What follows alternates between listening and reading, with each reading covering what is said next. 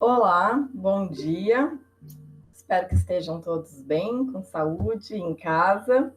Para quem não me conhece, eu sou Eliana Sato, sócia responsável pela área 140, que é a carteira do Google, e pela área 180, que é o dos ofícios criminais, que a gente tem como os principais clientes aí a Google, a TAM, a Apple e agora mais um novo cliente que é o iFood. Hoje a gente vai dar início a mais um summit interno da LBCA. E eu vou convidar o sócio Paulo Vinícius de Carvalho Soares, também a área que responde pela área 100, da qual eu faço parte, que é de projetos especiais, e pela área de LGPD da LBCA. Paulo também é o DPO do escritório, ele está na LBCA há 11 anos, ele é formado pela USP, pós-graduado pela FGV em Direito Civil, Administração de Escritórios, Direito Digital e Compliance. Lembrando aqui a todos vocês, quem quiser fazer perguntas ou tirar dúvidas, pode me mandar o WhatsApp ou então para a nossa gerente de marketing, a Patrícia Bloomberg, ou também pelo e-mail dela, tá? Paulo, então, começando aqui, queria falar do que a gente tem de mais recente em relação à LGPD, que foi a alteração do prazo, né, da entrada em vigor da lei, que foi feita pela medida provisória, que saiu na quarta-feira passada, a medida provisória 959 de 2020. Queria que você falasse um pouquinho para a gente como ficou estabelecido o prazo, o que a gente pode esperar como os próximos passos, se você pudesse contar para o pessoal aí de casa como que seria o rito, né, dessa medida provisória e quais são as opções do Congresso que eles vão ter aí pela frente. Maravilha, Eli. Primeiramente, bom dia a você, bom dia a todos que estão em casa. Mais uma vez é um prazer falar com todos vocês, falar um pouco sobre a LGPD. E se tem um tema que está sendo debatido nesses dias, Eli, é exatamente quando a LGPD vai entrar em vigor. Por quê? Recentemente a gente teve algumas alterações legislativas correndo ali no Congresso Nacional que estavam colocando a LGPD para um prazo posterior a agosto agora de 2020. Né? Primeiro a gente teve o PL do senador Anastasia, o PL 1179, e o que aconteceu? Com o PL 1179, o Senado aprovou um texto de lei que dizia que a LGPD ela ia passar a vigorar a partir do dia 1º de janeiro de 2021, mas as suas sanções seriam a partir de agosto de 2021. No entanto, esse PL não chegou a virar lei, ele está parado lá na Câmara dos Deputados. E o que aconteceu? O presidente Bolsonaro, no dia 29 de abril, editou a MP 959 de 2020, no qual ele muda de novo a vigência da lei para o dia 3 de maio de 2021.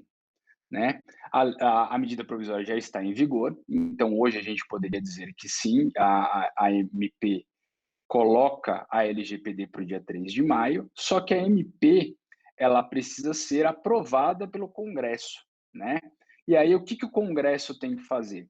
Ele tem 60 dias para analisar o texto da MP, e esse período pode ser prorrogável por mais 60 dias, tá? A partir do 45º dia, sem uma definição sobre o que vai acontecer com a SMP dentro do Senado, a pauta do Congresso, não só do Senado, fica travada para a votação da MP.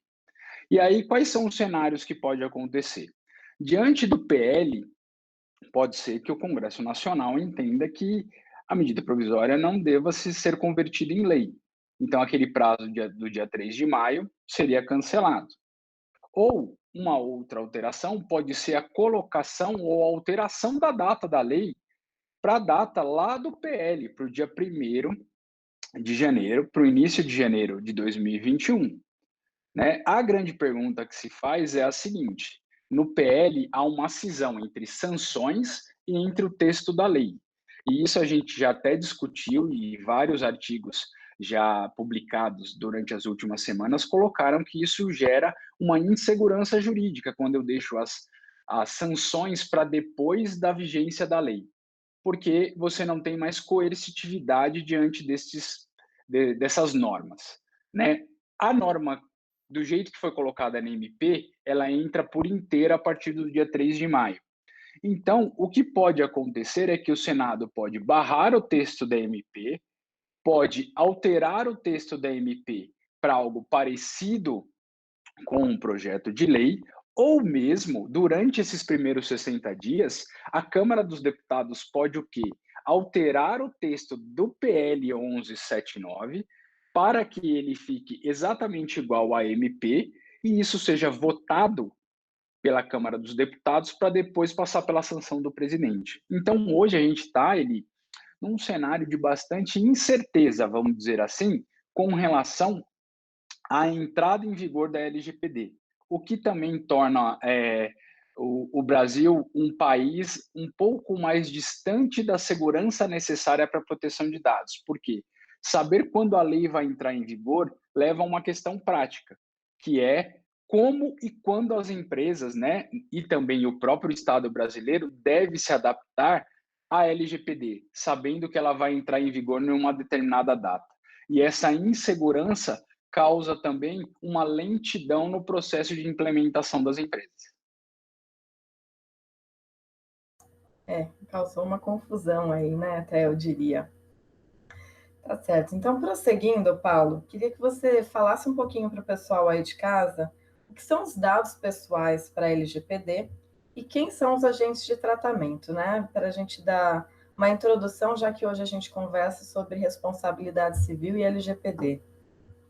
Perfeito, Eli. Uma dica que eu dou para todo mundo é assim: para você entender a LGPD, o que eu recomendo como começo de estudo é a leitura do artigo 5º da própria lei, né?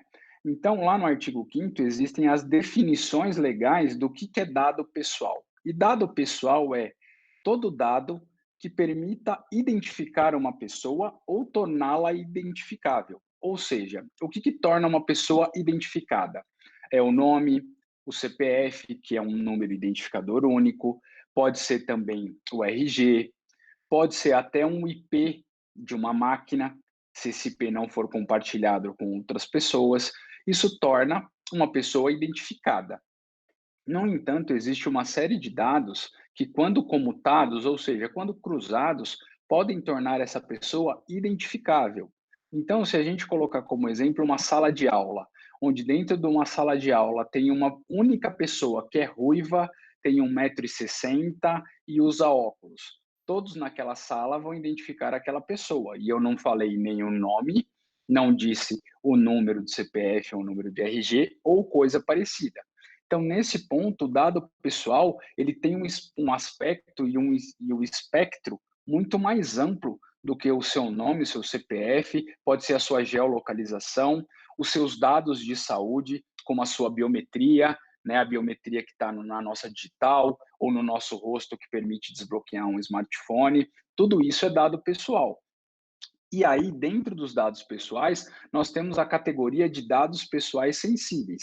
O dado pessoal sensível é todo aquele dado que fala sobre origem racial, étnica, convicção religiosa, opinião política, filiação partidária, organização de caráter religioso, filosófico, político, dado referente à sua saúde, ou seja, os dados dos seus exames médicos, o seu prontuário médico. Tudo isso é considerado dado pessoal também, tá? E agentes de tratamento são dois definidos por lei: o controlador e o operador. Quem é o controlador? O controlador ele pode ser a pessoa natural ou jurídica de quem emana as ordens de tratamento de dados, ou seja, é a pessoa que manda você tratar o dado pessoal da forma X ou da forma Y. E quem é o operador? O operador é quem realiza a ação de tratamento. Pode ser uma pessoa física ou jurídica, de direito público ou privado, que faz a realização dos tratamentos de dados. Tá certo, Paulo. Prosseguindo, então, o que a LGPD diz sobre reparação de danos causados por esses agentes de tratamento de dados pessoais? Vamos lá, a LGPD, ela diz lá no artigo 42 que o controlador ou operador, em razão do exercício de atividade de tratamento de dados pessoais, que causar a outrem um dano patrimonial, moral, individual ou coletivo, em violação à LGPD, é obrigado a reparar. Então, existe uma cláusula específica que diz que tanto o controlador quanto o operador respondem pelos atos de tratamento que estão em desacordo com a lei ou com a segurança necessária que se esperava daquele ato de tratamento. E nesse ponto, existe uma responsabilidade civil muito discutida, não só entre as empresas, ou seja, os controladores, mas também as pessoas. Então, vamos supor, um exemplo muito dado é a questão do TI, né? O operador de TI, o operador do banco de dados. Se ele faz um ato em desacordo com a lei e em desacordo com o que o controlador determinou, ele pode ser responsabilizado na pessoa física por esse ato. Tá? A mesma coisa o controlador que manda o operador fazer algo em desacordo com a lei. Ele, além da empresa, ele também pode responder na pessoa física de modo solidário, ou seja, em conjunto com a empresa.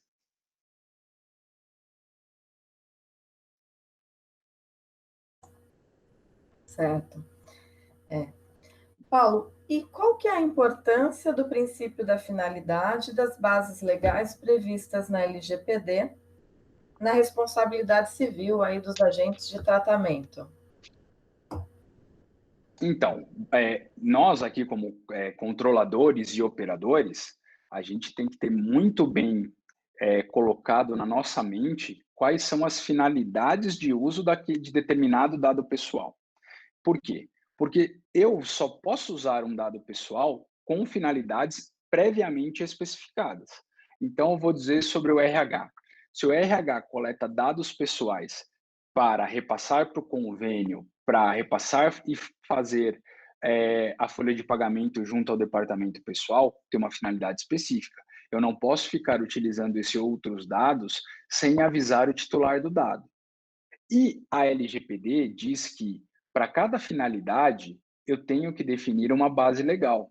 E lá no artigo 7º diz que são 10 bases legais. A mais famosa é o consentimento, mas ela não é a principal, né? A gente sempre tem que escolher aquela que é melhor para o uso da empresa. Muitas das vezes pode ser o legítimo interesse, ou como agora o governo está fazendo, com relação aos dados de geolocalização, né, que é a questão da tutela da vida e da saúde. Então, nesse sentido, sempre deve haver uma correlação de tratamento de dados com uma finalidade específica e com uma base legal específica. Por quê? Porque caso eu não faça isso, Eli, o que acontece? Aplica-se o que está lá disposto no artigo 44 da LGPD, que é o tratamento de dados pessoais é considerado irregular quando eu deixo de observar a legislação ou quando eu não forneço a segurança, né, que o titular deve esperar, consideradas as circunstâncias relevantes, entre as quais o modo pelo qual é realizado, o resultado e os riscos que razoavelmente dele se esperam e as técnicas de tratamento de dados pessoais. Então, eu como operador ou controlador, eu tenho sempre que me perguntar: eu estou tratando esse dado aqui com uma finalidade específica, eu sei qual é a finalidade, eu tenho que ter a consciência da finalidade. E além disso, qual é a base legal? Será que eu estou fazendo isso de acordo com um contrato? Eu estou fazendo isso aqui de acordo com o legítimo interesse, né? E caso a pessoa não saiba, caso o operador, o controlador tenha dúvida, ele tem que ir até o DPO para perguntar isso, porque é feito um mapeamento exatamente para que as pessoas saibam e não dê um destino diverso da finalidade determinada. Porque quando eu faço algo com uma finalidade diversa, eu estou fazendo um tratamento irregular. Certo. Paulo, nesse caso, a LGPD, ela prevê aí, já que a gente tem a responsabilidade, existe alguma excludente de responsabilidade para esses agentes de tratamento de dados? Existe sim ele, tá? O artigo 43 da LGPD, ele prevê 3 modalidades de excludente de responsabilidade, são eles. O primeiro é quando o operador ou controlador não realiza o tratamento de dados pessoais que lhe foi atribuído. O exemplo esse do RH. Ah, alguém faz uma denúncia falando, ó, estão utilizando meus dados para fins de marketing, mas o RH nunca teve acesso a esses dados, né? E a pessoa diz que esses dados foram obtidos do RH, por exemplo. Ele não teve acesso aos dados, então ele não tem como ser responsabilizado. E aí a gente entra muito na questão das excludentes de responsabilidade civil previstas lá no Código Civil. Então, fica a mesma coisa. A segunda hipótese é a seguinte: é quando eu realizo o tratamento que me é atribuído, mas eu não violo a lei. O titular pode até se sentir constrangido ou achar que aquele ato de tratamento é incorreto. Falar, mas eu não autorizei. Ou, essa questão do legítimo interesse aqui eu não concordo, mas se eu demonstro que existe legítimo interesse, eu estou de acordo com a lei.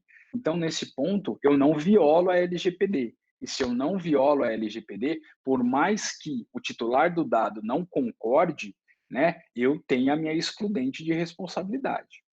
E a terceira hipótese é a seguinte: é quando o dano decorrente, né, ou dano assim levado à questão, ele decorre da própria culpa do titular dos dados ou de terceiro.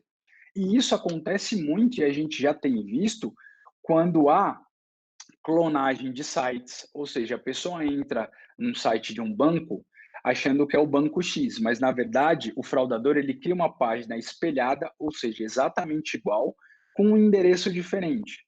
E aí a pessoa clica, coloca lá seus dados bancários, sua senha, seu token, né? E ela entra nesse ambiente. Quando ela entra nesse ambiente falso, né, o fraudador coleta esses dados e acessa a conta verdadeira da pessoa. Nisso, o fraudador é quem induziu ela em erro, mas o banco não teve qualquer culpa com relação a isso. Isso é uma fraude. Ela entregou os seus dados para terceiro. Uma outra fraude muito comum é quando a gente fala da questão dos e-mails. Quando você recebe um e-mail da Receita Federal, ou do seu próprio banco, ou de um administrador de conta telefônica, né? E você vai lá e coloca os seus dados sem conferir primeiro se o site é seguro, se o site é realmente o site da operadora de telefonia, né? Isso você está entregando os dados para terceiros e esses terceiros cometem outras fraudes. Esse tipo de coisa, né? Esse tipo de ato também é uma excludente de ilicitude do controlador ou do operador do dado pessoal, pois apesar dele ter o dado pessoal no banco de dados, não foi ele quem deu aso ao ato prejudicial ou o ato danoso ao titular do dado. Seria a culpa exclusiva da vítima, né? E a gente vê Exatamente. muitos casos de fraude nesse sentido. Sim. E, apesar da LGPD, eu não acho ainda que a gente vai deixar de ter ações desse tipo buscando a reparação civil das empresas, né? Como é Não, costumeiro no Brasil. Exato. O Brasil é o país mais litigante do mundo, a gente tem mais ou menos 80 milhões de processos ativos, né? A gente sabe que esse tipo de ação, ainda mais num ambiente de internet, onde grande parte dos magistrados ainda não conhecem a fundo esse tipo de ambiente, principalmente em alguns locais do Brasil, a gente vai ver que vai ter muita ação, digamos assim, oportunista, onde a pessoa cria uma história, não procura provar aquilo, não prova o dano, quiçá o nexo causal, para buscar uma indenização sobre esse tipo de pedido.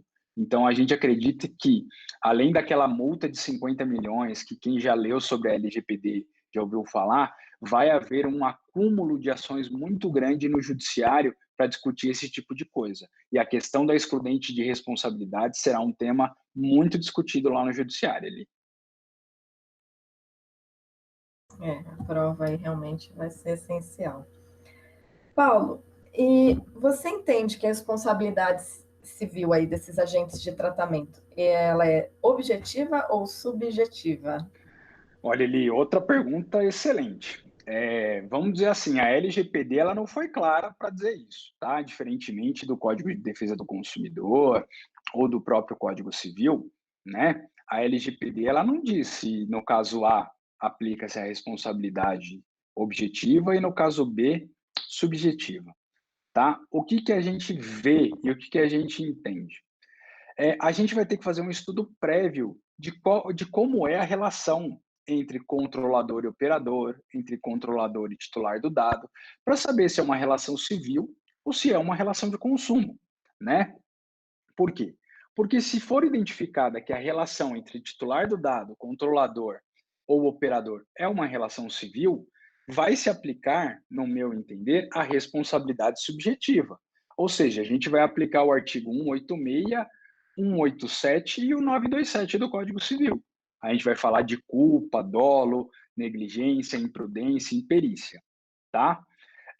E aí, por consequência, a gente também vai poder falar em direito de regresso, que está previsto lá no artigo 42 da LGPD. No entanto, se eu verificar que há uma relação de consumo, ou seja, o exemplo clássico, eu entro num determinado e-commerce, coloco meus dados, faço minhas compras e um belo dia há um vazamento de dados, né? Nesse ponto, se a gente aplicar a LGPD, né, nos termos do artigo 45 da lei, que diz que a LGPD faz parte do Sistema Nacional de Proteção ao Consumidor, e conjugar com o artigo 14 da lei, né, e aí da lei é do Código de Defesa do Consumidor, o artigo 14 diz que a responsabilidade pela prestação de serviços é objetiva. Ele responde independentemente de culpa pela reparação dos danos causados aos consumidores. Então, nesse ponto, ela vai sim ser considerada objetiva. E aí, pela experiência também dos tribunais, a gente tem visto muito, né, que nas relações de consumo, os juízes aplicam a responsabilidade objetiva até como uma forma de acelerar o resultado prático do processo, para não se ter um alongamento do processo na fase probatória para discutir culpa, dolo ou quem é o responsável, ele já aplica nas relações de consumo a responsabilidade objetiva, né? Nesse ponto, a gente vai ter que ver como a jurisprudência, como os juízes vão se posicionar, mas acredito que será dessa forma dicotômica. Analisada e identificada uma relação civil, vai se aplicar os artigos 186, 187 e 927 do Código Civil, ou seja, responsabilidade subjetiva. Verificada a existência de uma relação de consumo, aí sim vai se aplicar o artigo, né, 14 do CDC para se aplicar a responsabilidade objetiva. E aí, Eliana, qual que vai ser o mais difícil? Quando a gente vê uma relação entre um consumidor, uma pessoa que compra num e-commerce, e a empresa, fica muito fácil a gente ver a hipossuficiência, a gente verificar essa distância, né, entre de forças dentro de um processo. No entanto, o que pode acontecer, e esse eu acho que vai ser o tema mais debatido, é quando uma empresa litigar com uma outra empresa, alegando que ela consumia serviços. Vou dar um exemplo básico aqui. Eu sou dono de um e-commerce e eu contrato você, Eliana, para ser a minha operadora de pagamentos. Então, você que vai receber as compras do meu website via cartão de crédito. E eu crio um ambiente seguro, eu crio um ambiente onde os dados pessoais estão lá, guardadinhos, eu tenho o meu nível de segurança, eu fiz meu mapeamento, eu estou certinho com a LGPD. Só que há um vazamento de dados dentro da sua operadora. Só que o consumidor, o João, não sabe que eu tenho esse contrato com você, entendeu? E ele pode me acionar, né? E eu vou falar, ó, eu não tenho nada a ver com isso. Quem causou isso foi a minha operadora, entendeu? E eu aqui, eu sou um consumidor da operadora de cartão.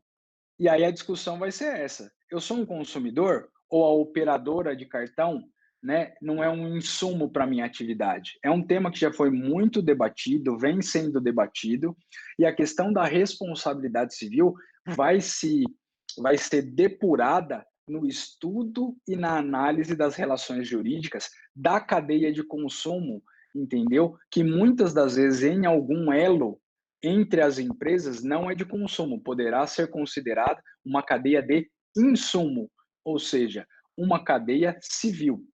E esse vai ser um tema que será muito debatido, que serão ações, muitas das vezes, de alguns milhares ou até milhões de reais. Paulo, aproveitando esse seu exemplo aí, você acha que os consumidores ingressariam com a ação para obter danos morais? E o que a LGPD traria como base para essas ações aí, pensando pelo lado do consumidor? O que a gente pode se preparar para os clientes do escritório? A gente tem muito cliente na área de contencioso de consumo. Você acha que vai ter um crescimento de demanda? Como que a gente vai lidar com essas ações indenizatórias de consumidores numa situação de um vazamento de dados, por exemplo? Vamos lá. Respondendo a sua primeira pergunta, se vai ter muita ação de consumidores? Sim, o consumidor, como um titular do dado, assim que ele se sentir lesado, ele vai entrar com uma ação, ele vai procurar um PROCON, ele vai buscar judicializar isso. Por quê? Porque é da cultura do Brasil, né? O amplo acesso à justiça, que é ótimo, que é excelente, que foi fixado lá na Constituição de 88, permite isso. E as pessoas vão fazer uso desse direito, né? Até porque, em muitos dos casos, elas vão ter que provar só o dano, né? O nexo causal vai ser uma obrigação da empresa definir isso. E aí, quando a gente fala isso, um negócio que a gente tem que levar em conta é a questão econômica, tá? Às vezes, um único vazamento pode vazar milhões de dados pessoais e de milhões de pessoas. Se a gente pegar um universo de 1 milhão de pessoas e 1% dessas pessoas entrarem com ação, uma empresa pode, do dia para a noite, ter 10 mil ações novas, entendeu? Diante de um único evento, de um único vazamento. E isso eu estou falando de 1% da população que teve os dados vazados. E a gente sabe que no Brasil ninguém entra com uma ação para pedir R$ 1.000, entendeu? Qualquer ação aqui é no mínimo com um pedido de danos morais de 5 mil. Se o juiz der 3 mil numa média, essa pessoa vai ter quase 30 milhões, né? Essa pessoa jurídica, essa empresa vai ter quase um passivo de 30 milhões de reais. Esse é o problema. Então a gente vê sim, entendeu? Uma ampla possibilidade de ter um contencioso massivo sobre essa questão da LGPD por dois motivos. Um, porque as empresas, na sua grande maioria, ainda não implantaram o seu processo de adaptação à LGPD. E dois, é da cultura do brasileiro ir até a justiça, entendeu? Buscar os seus direitos. Diante desse cenário de incerteza, ou de um cenário onde a gente vê que grande parte das empresas não estão preparadas para lidar com a LGPD, a gente vê sim uma grande possibilidade de ações com pedidos de dano moral. E onde ela está fundamentada? Está fundamentada lá no artigo 42 da LGPD. Você pode entrar com uma ação pedindo só dano moral. Você não precisa ter um dano patrimonial atrelado. Então, esse é o ponto. A gente vê com muita preocupação as empresas que não estão se mexendo, por quê? Porque pode ser um custo, pode ser vista como um custo hoje a implementação da LGPD, mas ela pode salvar de um custo gigantesco lá na frente, caso você venha a ter um vazamento de dados. Tá certo. Paulo, nessa situação ainda continuando, como que ficaria o ônus da prova nesses processos em que a gente vai discutir a responsabilidade civil por um vazamento de dados, né? Por um vício no tratamento desses dados? Vamos lá. De novo, eu vou voltar pelo estudo das relações, tá? Se a relação ali for considerada uma relação civil, né, muito provavelmente, o que ele vai entender qual é a, a força de cada uma das partes para aplicar o que hoje está lá no artigo 373 do CPC, que é o ônus dinâmico da prova. Ou seja, qual que seria a regra, né, no Código de Processo Civil? Quem alega tem que provar, ou seja, o ônus da prova geralmente é do autor. Mas com a redação de 2015, já se flexibilizou isso. Se o juiz entender que há uma hipossuficiência de algum dos lados, ele pode aplicar o ônus dinâmico da prova. Ele vai falar, autor, você vai provar para mim o ponto A, B e C, mas o D e o E, quem tem que provar é o réu. Isso ele já pode fazer. No entanto, se a gente muda para a relação de consumidor, né, a gente vai ter aquela questão da hipossuficiência praticamente presumida do consumidor frente ao fornecedor. E lá no artigo 6º do Código de Defesa do Consumidor, já se prevê a inversão do ônus da prova, né? Então, o juiz pode aplicar diretamente o artigo 6º. Então,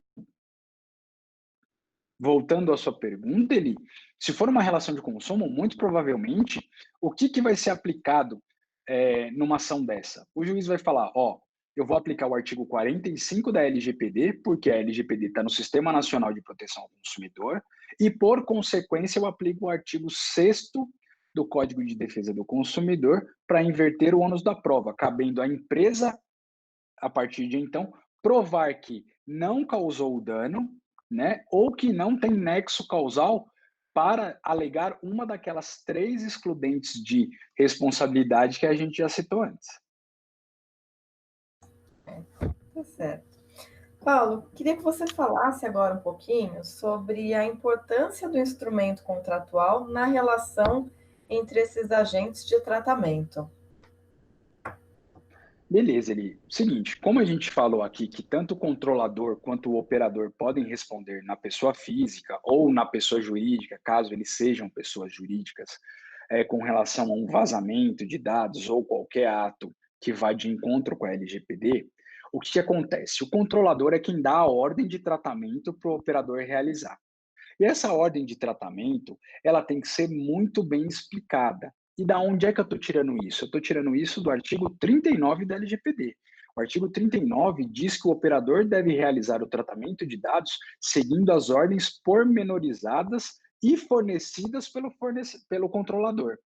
E aí, isso pode ser feito de várias formas. Pode ser feito oralmente, pode ser feito por um e-mail, ou pode ser feito por um contrato. Por que o instrumento contratual passa a ser importante quando tem uma terceirização no tratamento de dados, né, de um controlador para um operador? Isso pode ser dentro da empresa, o que é mais fácil de gerenciar, e aí sim você tem um documento interno, mas quando eu transmito para um terceiro, quando eu terceirizo, quando eu quarteirizo, é importante que isso esteja dentro do contrato, porque isso traz segurança jurídica para o controlador, dizendo, na hora de efetuar uma prova em caso de vazamento de dados, que ele apresentou instruções pormenorizadas daquele tratamento de dados pessoais de acordo com a lei, de acordo com a segurança necessária, né? Facilitando muito lá na frente não só o que se deve fazer e o que não se deve fazer, mas também a prova, caso isso seja levado a um processo judicial. Por outro lado, para o operador também é ótimo receber isso via contrato. Por quê? Porque ele vai limitar a sua operação de acordo com os termos do contrato. Ele não vai ter dúvida. Se ele tiver que fazer algo a mais, que seja feito um aditivo, onde tenham novas instruções, onde se fixe um novo valor, onde se dê um novo prazo, né? Para também dar segurança a ele de que ele vai fazer algo de acordo com a lei. Caso a cláusula com as instruções não seja de acordo com a lei, não tenham procedimentos de segurança que a LGPD entende como necessárias, o operador nem assina o contrato. Ele fala, dessa forma eu não faço, porque dessa forma eu estou me colocando em risco como um agente de tratamento. Eu posso ser responsabilizado aqui por um ato de tratamento em desacordo com a lei ou com a segurança necessária. Então, colocar isso em contrato é muito importante. E aí, por isso que a LGPD não é só um tema de contencioso, é um tema de contratos, é um tema de direito do trabalho, é um tema que vai permear RH, que vai permear marketing, vai permear o departamento financeiro, porque por onde os dados pessoais transitam, é importante que as instruções e as pessoas estejam conscientes para seguirem essas instruções. E se isso estiver em um contrato, melhor ainda, porque aqui no Brasil, apesar da gente ter uma cultura muito da oralidade, o contrato ainda é um dos maiores meios de prova utilizados em processos. Paulo, realmente esses contratos eles vão ser de suma importância, né? E a elaboração deles de acordo com a LGPD, para trazer essa segurança jurídica, vai ter que trazer um novo escopo para o pessoal que trabalha com a área de direito contratual. E é como você falou, a LGPD ela vai trazer demandas, né, e um novo olhar sobre todas as áreas dentro de uma empresa, e também para nós, operadores do direito. Exato, e aí a gente não pode falar que isso vai sair da cabeça do advogado de direito contratual, ou da cabeça do advogado de direito do trabalho, ou da cabeça do advogado que cuida do contencioso. Não, isso tem que ter método, né? Então, como agora a gente tem falado muito de ciência, né? Falando aí de Covid, a ciência também tem que ser aplicada aqui. Então, quando a gente fala de instruções, quando a gente fala de procedimentos, isso deve permear, né, e deve ser antecedida por uma série de atos, né, como mapeamento, como o roadmap de implementação, como a verificação de gaps, como o estudo do privacy by design. Eu tenho que modelar o meu produto, o meu serviço ou minha área de negócio pensando em privacidade, né? Não é do nada que a coisa sai. Precisa ter um estudo prévio, preciso adequar a minha empresa e o meu modelo de trabalho hoje à privacidade, né? Então, o contrato é a fase final, é aquilo ali que eu vou botar no papel para repassar para um terceiro. Mas eu, como empresa, eu tenho que estar com isso internalizado para que eu não tenha também problemas internos. E isso é muito importante que o advogado tenha essa sensibilidade para entender que a proteção de dados vai estar no dia a dia das pessoas, desde o momento que ele loga e ele acessa uma base de Excel, até o momento que eu disparo um e-mail para um cliente, também com dados pessoais. Isso é muito importante. Paulo. E diante de todos esses pontos que você comentou, como que você vê a adaptação de uma empresa, dos seus colaboradores à LGPD? Eu queria que você falasse mais assim sobre o aspecto prático. Como que a gente vai fazer isso na prática? Ó, para a gente fazer isso na prática, a primeira coisa que a gente tem que fazer é conscientizar. As pessoas precisam entender o que é LGPD. As pessoas precisam entender que a LGPD não é um custo. A LGPD é uma boa prática. Assim como existe compliance, assim como existem as boas práticas de direito ambiental, de práticas ambientais, a LGPD ela vem para trazer boas práticas para um uso saudável de dados pessoais. Então as pessoas têm que entender que uma hora ela está com o chapéu da empresa, outra hora ela está com o chapéu do titular do dado. E aí eu, como titular do dado, eu quero entregar os meus dados pessoais, porque isso não vai parar, a internet não vai parar, a gente não vai deixar de entregar dados pessoais, a gente faz isso a todo momento, isso precisa estar muito claro, só que eu preciso estar consciente de o que eu estou entregando, para quem eu estou entregando, o que eles vão fazer com meus dados. Eu preciso ser mais investigativo com relação às pessoas jurídicas pelas quais eu me conecto para entregar dados pessoais. Essa é a visão do titular do dado. Com a empresa, eu preciso estar consciente de fazer um uso adequado dos dados. Por quê? Porque a lei prevê sanções severas para quem faz o tratamento irregular dos dados. Já citei aqui, lá no artigo 52, tem a multa de 50 milhões, mas ela não é a única sanção. Há outras sanções, como aplicação de multa diária, como determinação da suspensão da base de dados. Imagina uma empresa que todo o core business dela é minerar dados, é vasculhar dados pessoais, é fazer profiling de pessoas para criar marketings direcionados. Se eu suspendo o banco de dados, eu acabo com a empresa, tá? E além disso, você corre o risco dessas milhares de ações judiciais que a gente comentou. Então, se todos não estiverem conscientes, não tem como a gente iniciar um projeto de implantação de LGPD, tá? E quando a gente fala em conscientização, é um bate-papo como a gente está fazendo agora, Eli. É uma sessão, é um webinar de perguntas e respostas, são seminários, como a gente vem fazendo já há quase 2 anos, de forma gratuita para os nossos clientes, seja na via física, lá dentro do escritório, ou mesmo aqui na forma virtual, né? Semana que vem nós vamos ter um novo webinar sobre Covid-19 e LGPD. Isso é o que vai ser o gatilho para as pessoas se conscientizarem. Conscientizada a empresa, a gente precisa entrar então com um projeto de implementação. E não tem como eu fazer uma implementação criando cláusulas ou alterações de contratos ou processos, procedimentos, se eu não entender por onde o dado pessoal passa. Então é necessário o quê? Mapear os dados pessoais. Eu preciso entender por onde eles entram, onde ficam armazenados, quem tem acesso, quem não tem, se tem políticas de acesso de TI, se tem políticas de acesso da área, entendeu? Eu preciso saber quantas pessoas têm acesso a um determinado dado pessoal, quais são as finalidades, o que, que justifica aquele uso, e isso a gente faz para cada área. Então, tem um questionário que o RH responde, tem um outro questionário que uma área técnica vai responder, a outra é o financeiro, assim em diante, desde a portaria até o descarte de documentos. Tudo isso eu tenho que mapear para eu entender como a empresa funciona.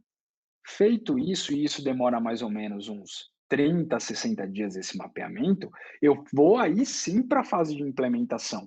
Eu entendi quais são as lacunas que eu tenho que preencher com a LGPD. Eu entendi quais são os textos base que eu tenho que mexer para que todos tenham acesso, né, a uma política de proteção de dados pessoais.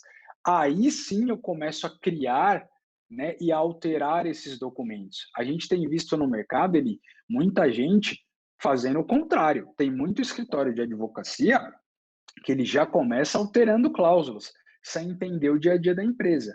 E isso lá no final, ao nosso ver, e aí com todo respeito ao trabalho dos colegas, pode virar um retrabalho, entendeu? Então, nesse ponto, a gente deixa a implementação para uma fase posterior. Feita a implementação, sentando isso junto com o cliente, a gente não faz a implementação sem o cliente estar junto. O cliente está junto, ele tem que me falar: é isso que eu quero, isso aqui dá certo na minha empresa, isso aqui não dá, isso aqui a gente tem que fazer de uma forma diferente. Criei os documentos, eu tenho que treinar.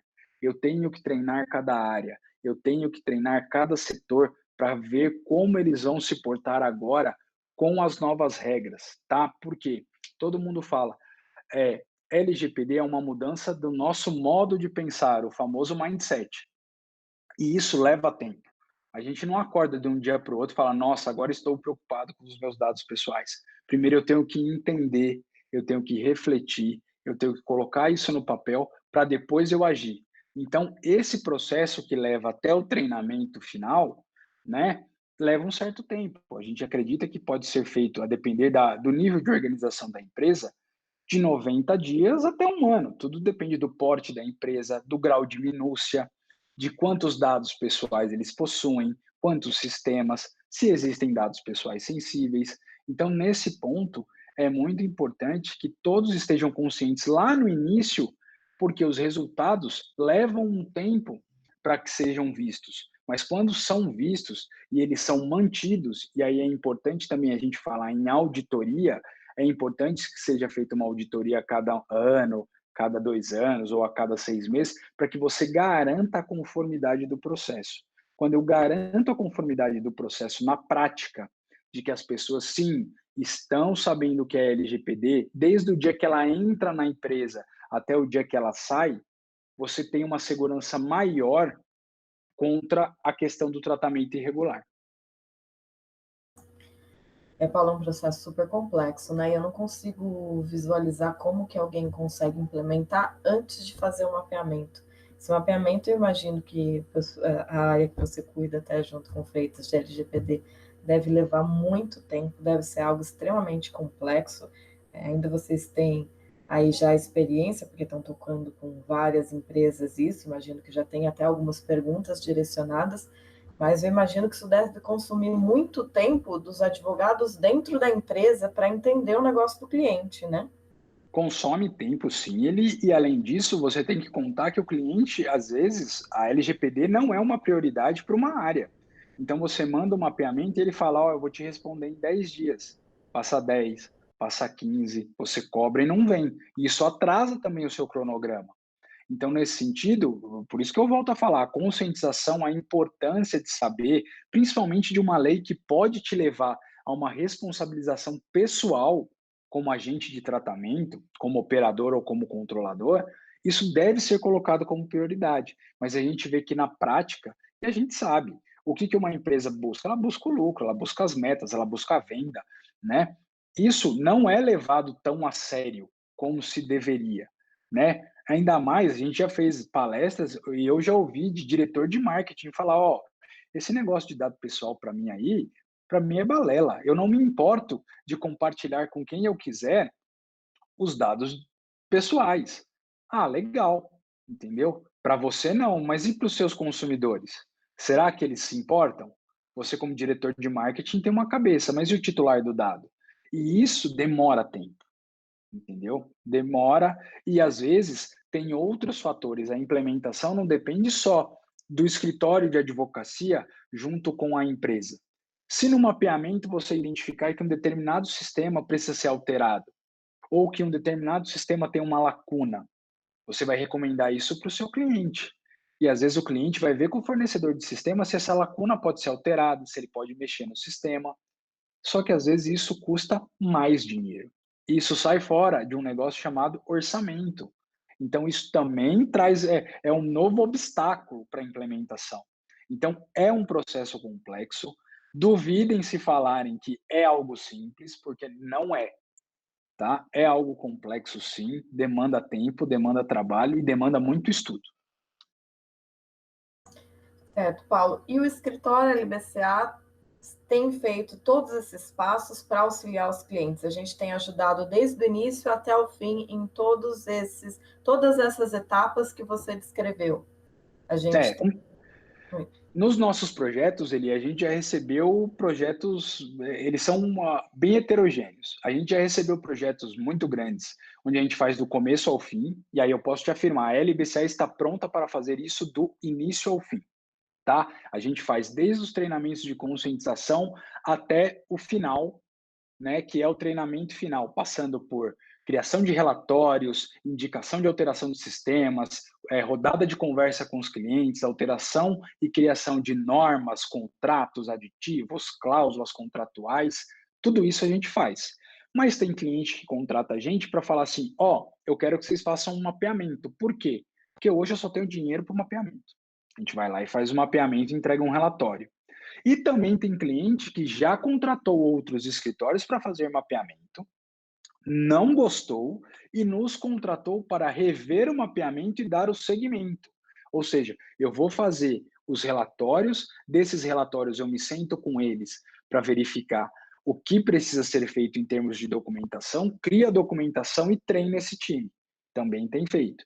Então, a gente está vendo que como já é esperado, as empresas são muito diferentes, seja pelo poderio econômico, seja pela importância, seja pelo nicho de mercado e pela quantidade de dados pessoais que eles tratam, eles têm uma, eles têm uma diversidade de pedidos. E nisso é importante que todo mundo saiba que a gente aqui na LBCA faz proposta de forma modulada. Então, se a pessoa quiser só o mapeamento, a gente faz só o mapeamento. Se quer só implementação, só implementação. Puxa, Paulo, eu não quero nada disso. Eu queria que você fizesse para mim uma cartilha, como a que a gente tem lá no site LGPD Brasil, que eu já convido a todo mundo a acessar para conhecer. Uma cartilha simples e básica, porque eu sou uma cooperativa e eu quero que os meus cooperados saibam que é LGPD. A gente faz cartilha também. Então, a gente vê que esse é um trabalho que ele é muito jurídico, mas a forma de entrega dele não é da forma mais ortodoxa, numa forma de legal opinion ou numa forma de petição ou de relatório, simplesmente. É na forma de seminários, de webinars, de cartilhas, e isso também torna uma experiência muito dinâmica do nosso lado aqui, do lado do advogado, onde a gente tem contato com mais diversos profissionais, a gente tem PMO dentro da área de LGPD, a gente está contando muito com a ajuda do Sandbox dentro da área de LGPD para nos auxiliar, a turma de web designer com os relatórios, né? Tem a parte dos engenheiros de produção para desenhar os fluxos que a gente mapeou. É uma experiência muito rica para quem trabalha com essa área. Paulo, excelente. Bom saber que a LBCA está preparada para auxiliar todos os clientes. Amanhã até queria lembrar todo mundo que a gente tem às 18 horas um webinar, né, de LGPD e coronavírus, que vai ter você, Fábio, Tereza Ricardo, é isso? Exato. Lembrando, hoje também a gente vai ter até às 16 horas uma palestra interna de transação e direito público com o Ion e o Bonfim. Desculpa, você ia comentar alguma coisa sobre a palestra de amanhã, Paulo? Não, não, não, é isso mesmo. A gente vai comentar muito de Covid, a gente vai falar bastante sobre essas questões de rastreamento, né, via celular, que é o que o governo de São Paulo e diversos outros governos, não só aqui no Brasil, mas fora do Brasil, estão utilizando. Como é que seria isso dentro de uma perspectiva de LGPD? Qual seria a base legal? O que está sendo discutido? E como a questão dos dados pessoais é importante. Num momento de pandemia, onde a gente está fora da nossa caixinha, né, da nossa zona de conforto, os dados pessoais estão aí no dia a dia permeando também esse tipo de debate. Certo. Paulo, queria agradecer, então, pela palestra, por trazer esse conhecimento para todo mundo do escritório, compartilhar com a gente, agradecer a presença de todos vocês que estão nos assistindo, agradecer também a Fernanda e a Patrícia que estão aqui nos auxiliando, e todo mundo, então, aí que também enviou as perguntas, eu agradeço e tenham um bom dia. Obrigado a todos também, um excelente dia. Eu estou à disposição aí para tirar qualquer dúvida. Pode me mandar pelo Gtalk, pode me mandar e-mail. Eu procuro responder aí as dúvidas de todos vocês e uma excelente semana e mantenham-se seguros em casa.